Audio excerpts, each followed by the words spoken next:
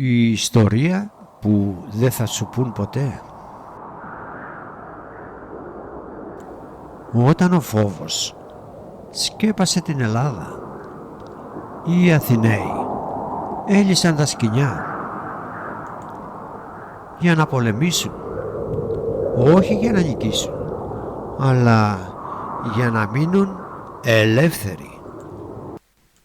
Καλώς ήλθατε και πάλι στο κανάλι μας. Κάντε εγγραφή, πατήστε like, γράφτε σχόλιο για το θέμα αυτό και κάντε κοινοποίηση σε όσους αγαπούν την ιστορία. Ο Χρεμονίδιος πόλεμος 268 π.Χ. ή 267 π.Χ. Ο Χρεμονίδιος πόλεμος, η τελευταία ανάσα του ελληνικού πνεύματος. Η Ελλάς πολεμεί όταν οι άλλοι σιωπούν. Ο ίστατος πλούς της ελευθερίας εν έτησιν το 268 π.Χ. Ότε η Ελλάς εσίωτο υπό την βαριάν σκιά των Μακεδόνων, οι Αθηναίοι απετόλμησαν το αδύνατον. Ανέστησαν την πόλη και ήγηραν πολεμικό μένος κατά της ηγεμονίας του Αντιγόνου. Ούτω ήξαρτο ο Χρεμονίδιος πόλεμος.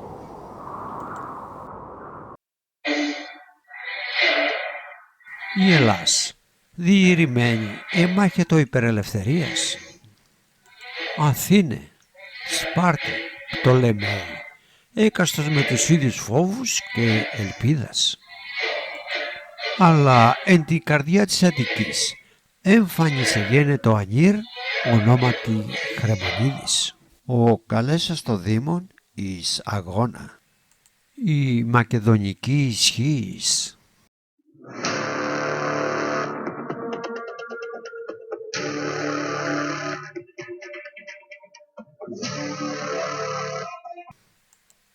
Αλλά ο πόλεμος είναι δεινός. Αντίγονος γονατάς, σοφός βασιλεύς, καρτερικός, έμπειρος, ουκ ειν ανήρ νέος εις πόλεμον. Είναι λύκος περικεκυκλωμένος, υποπόλεων ανταρτών. Και η Αθήνα είναι το τρόπιον που ουκ ήθελε να χάσει.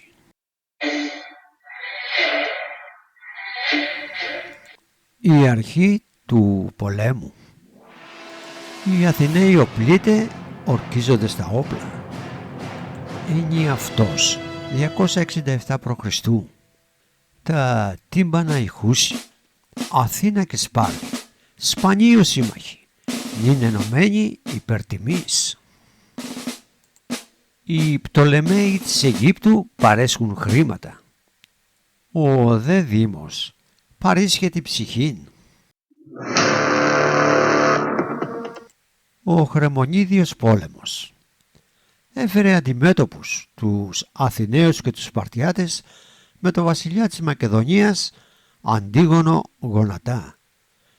Τους δύο συμμάχους ενίσχυε ο Πτολεμαίος Φιλάδελφος.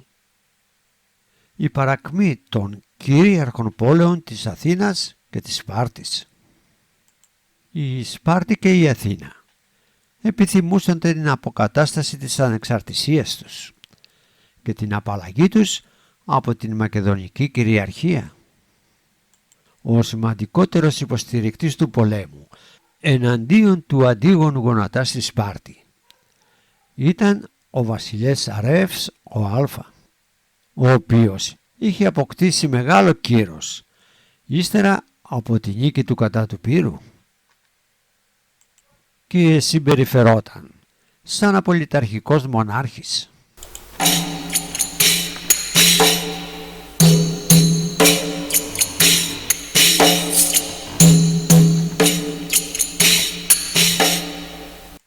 Ο άλλος, ο βασιλιάς Αρχίδαμος, ύστερα από την ήττα του από τον Δημήτριο Πολιορκητή το 294 π.Χ.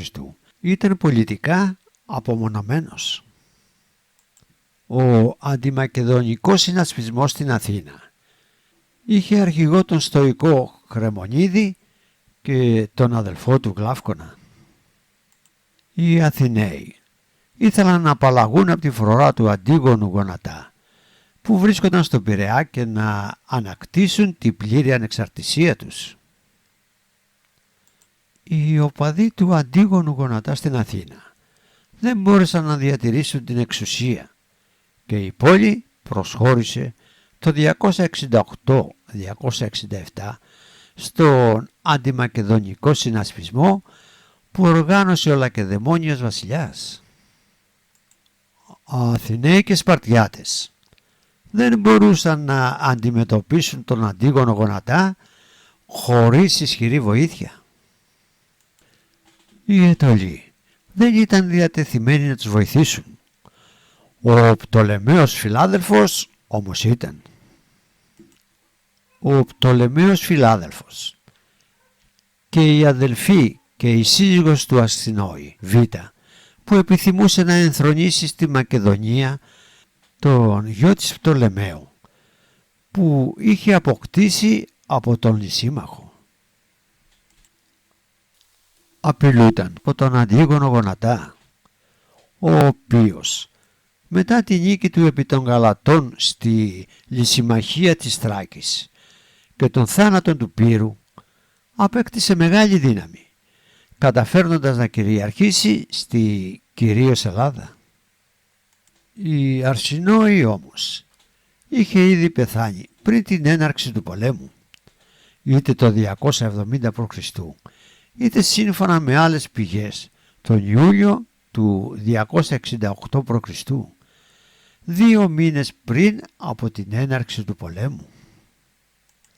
Ο Αντίγονος Γονατάς, αφού επευλήθη ως βασιλιάς της Μακεδονίας, έφερε στην επιρροή του τη Θεσσαλία, όπου ανακηρύχθηκε ηγεμόν των Θεσσαλών. Κατόπιν στράφηκε στη Πελοπόννησο. Οι οπαδοί του, με την υποστήριξή του, επευλήθηκαν ως τύραννοι. Ο Αριστόδαμος στη Μεγαλούπολη, ο Αριστότιμος στην Ήλιδα, ο Αρίστιπος στο Άργος, ο Τιμοκλίδης και ο Κλινίας στη Σκιώνα και ύστερα από αυτούς ο Αβαντίδας. Ο Αντιγονίδης βασιλιάς είχε υπό την άμεση κυριαρχία του την Εύβοια, τα Μέγαρα και την Αίγινα. Φρουρές υπήρχαν στη Κόρινθο, τη Χαλκίδα και όπως προαναφέραμε στον Πειραιά. Η Κόρινθος ήταν η έδρα της διοίκησης όλων αυτών των περιοχών. Τη θέση του διοικητή κατήχε ο ετεροθαλής αδελφός του Αντίγονου Γονατά, Καρτερός. Ο Χρεμονίδης και το ψήφισμα. Το ψήφισμα του Χρεμονίδη ουκ είναι απλή πολιτική πράξη. Είναι κραυγή απογνωσμένης πόλεως. Ναι, η Αθήνα, η πάλε λαμπρά, εστέναζε υπό την μακεδονική φρουράν και οι πολίτες ήκουσαν, ανέκραξαν, συνετάχθησαν. Την Αθήνα, ο Χερμονίδης και ο Γλάφκον κήρυξαν πόλεμο στον Αντίγονο Γονατά. Το έτος που ήταν ο επώνυμος άρχοντας Πεθύδημος 268-267 π.Χ. με ψήφισμα που γινόταν αναφορά στους Μυδικούς πολέμους.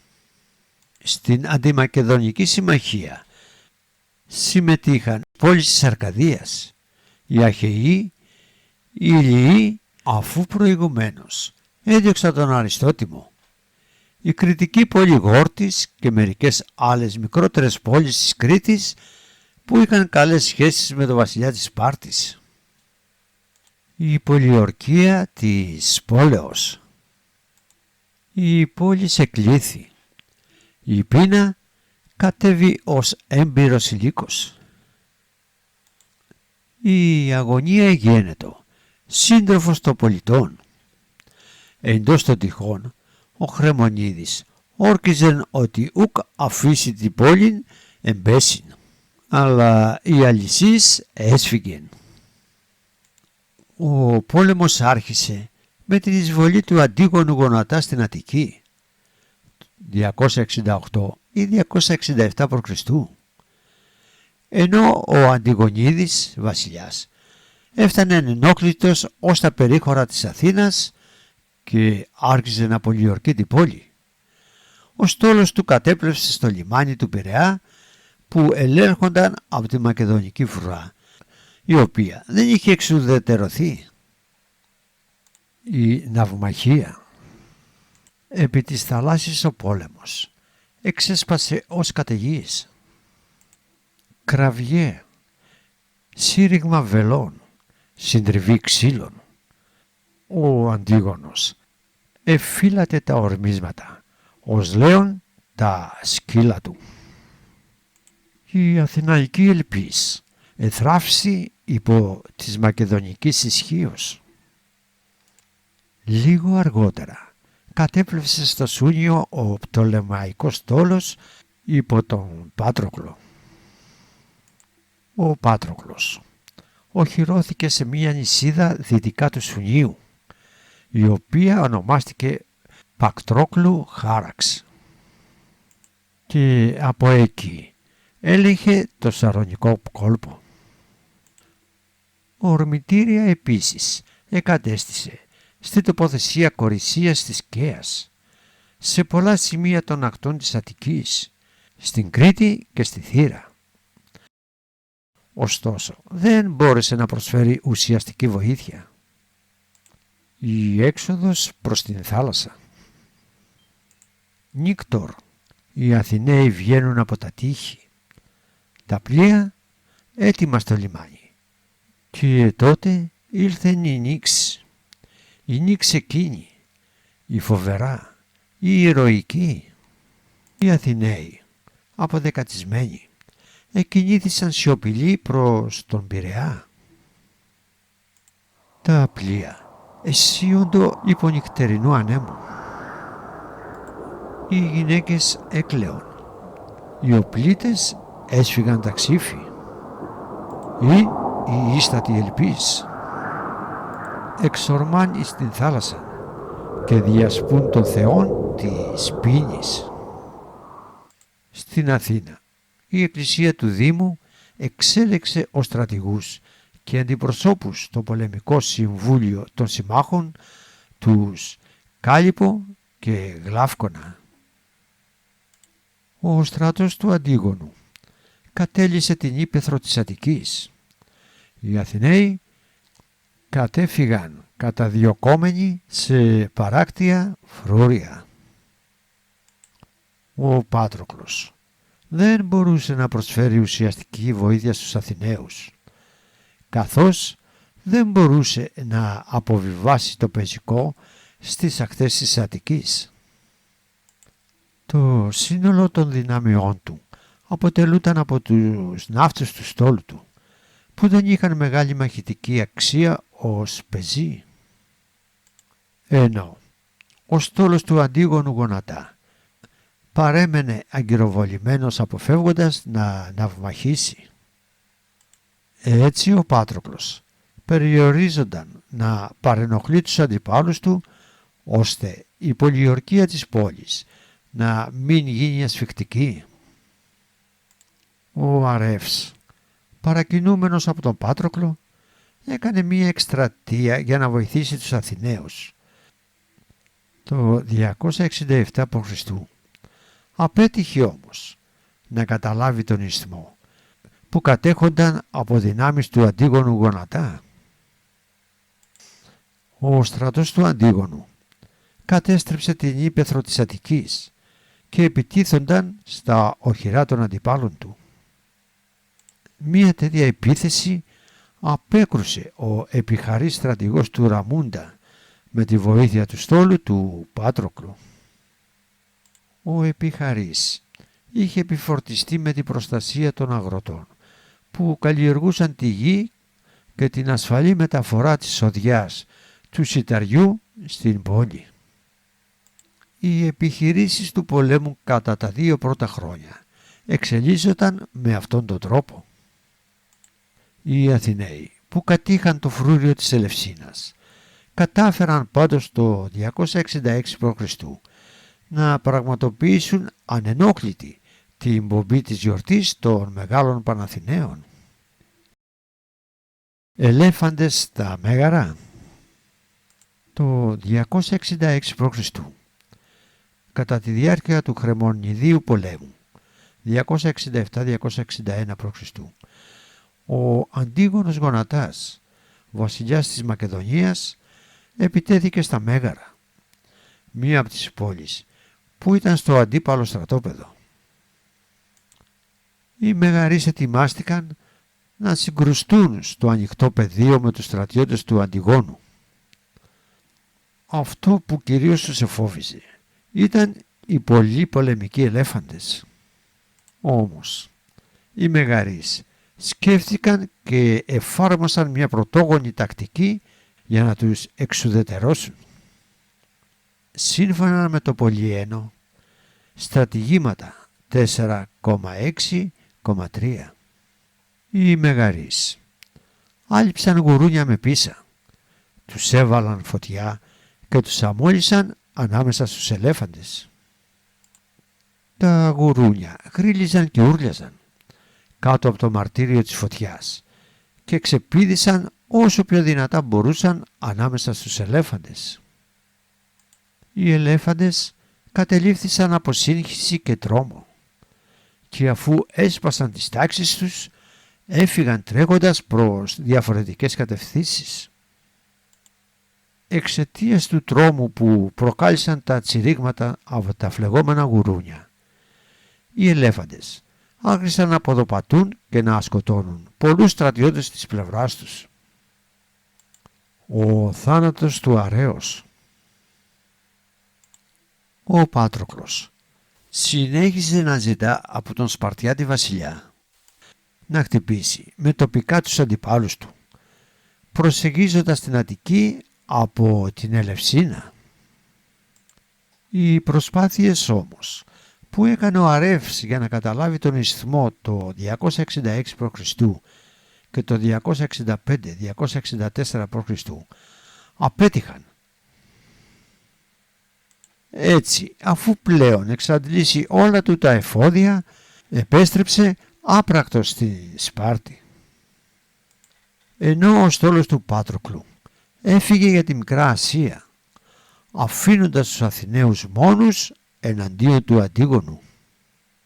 Ο πόλεμος φάνηκε να παίρνει διαφορετική τροπή όταν στασίασαν οι Γαλάτες, μισθοφόροι του Αντίγονου που βρίσκονταν στα Μέγαρα. Ο βασιλιάς όμως επενέβη έγκαιρα και κατέπνιξε τη στάση. Ο Αρεύς, επιδιώκοντας να επωφεληθεί, κινήθηκε ξανά εναντίον των αντιπάλων του. Σε μάχη όμως που δόθηκε στην Κόρινθο, ο στρατός του ιτήθηκε και ο ίδιος σκοτώθηκε το 264 π.Χ. Η διάλυση του αντιμακεδονικού συνασπισμού, πτολεμαϊκή παρέμβαση. Ο θάνατος του Αρέως έφερε τη διάλυση του αντιμακεδονικού συνασπισμού. Οι Αχαιοί διέλυσαν τη συμμαχία τους με τη Σπάρτη και οι Μαντινείς προσχώρησαν στο αρκαδικό κοινό. Ο Αντίγονος ενίσχυσε τις θέσεις του στον ισθμό, τοποθετώντας φρουρά στο όρος Όνια Όρη που ξεκινούσε νότια της Κορίνθου και εκτείνονταν ως τον όρμον των Κεχρεών και Εχριών. Οι μακεδονικές δυνάμεις από τα ορμητήρια της περιοχής του ισθμού πραγματοποίησαν επιδρομές από ξηρά και θάλασσα στην Αττική.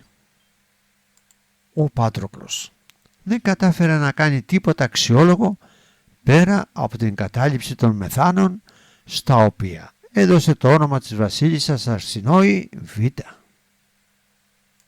Ο Αντίγονος βρίσκονταν στην Αττική όταν ο βασιλιάς των Μολοσσών Αλέξανδρος εισέβαλε ύστερα από συνονόηση με τον Πτολεμαίο Φιλάδελφο στην Άνω Μακεδονία και κατέλαβε τη χώρα, ύστερα από την προσχώρηση σε αυτών των κατοίκων της περιοχής.